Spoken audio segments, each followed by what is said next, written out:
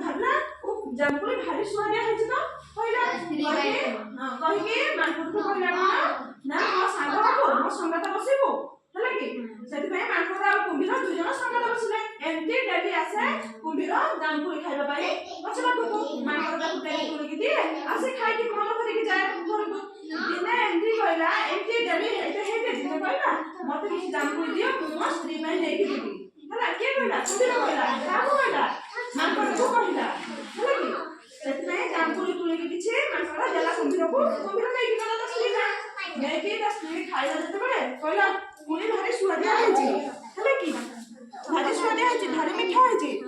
ଏ କୋଳି କୋଉଠି ଆଣିଲ ସେଠୁ ଆଉ କୁମ୍ଭୀର କହିଲା ତା ସ୍ୱାମୀ କୁମ୍ଭୀର କହିଲା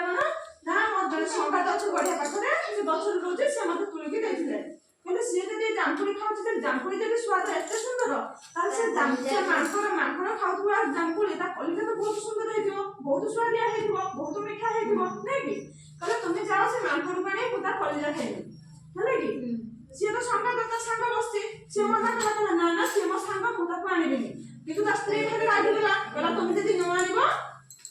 ତାପରେ ଭାରି ରାଗିଗଲା ସେଥିପାଇଁ ସେ ବାଧ୍ୟ ହୋଇକି କୁମ୍ଭୀର ଗଲା ମାଙ୍କଡକୁ ରାଜି କରେଇକି ଆଣିଲା କହିଲା ଯେ ମୋ ସ୍ତ୍ରୀ ଡାକିଛି ତୁମେ କାଲି ସୁଆଦିଆ କୋଳି ଦେଇଥିଲ ମିଠା ଲାଗୁଥିଲା ସେ ଦେଖିବ ବୋଲି ତମକୁ ଭାରି ମନ ବଳେଇଛି ସେଥିପାଇଁ ତୁମେ ମୋ ସାଙ୍ଗରେ ଚାଲ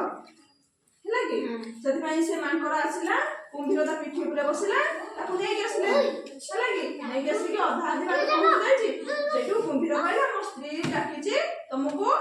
ତମର କଲିଜା ଖାଇବା ପାଇଁ ସେଠୁ ମାଙ୍କଡ କଣ କହିଲା ମାନେ ତାର ସେ ବୁଝିବା ହଜେଇ ଦେଲା ଯେ ମତେ କଲିଜା ଖାଇବ ମତେ ମାରିଦବ ସେ ଡରିଗଲା ବହୁତ ଡରି ଦେଇକି କଣ କହିଲା ସେ କହିଲା ମୋ କଲିଜା ଗଛ ଉପରେ ଅଛି ମତେ କହିଲନି ଆସିବା ପୂର୍ବରୁ ମୁଁ ନେଇ ଆସିଥାନ୍ତି ଗଛ ପୁରରୁ ଆମ କଲିଜା ରଖିଦେଇ ଆସିଛି ଚାଲ ମୁଁ ନେଇ ଆସିବି ପୁଣି ପଛକୁ ଯେତେବେଳେ ଫେରିକି ଆସିଛି କୂଳ ଧରିବା ପୂର୍ବରୁ ସିଏ ଖପିକିନା ଡେଇଁ ପଇଲା ଗଛ ଉପରକୁ ହେଲା କି ତାପରେ କହିଲା ତୁମେ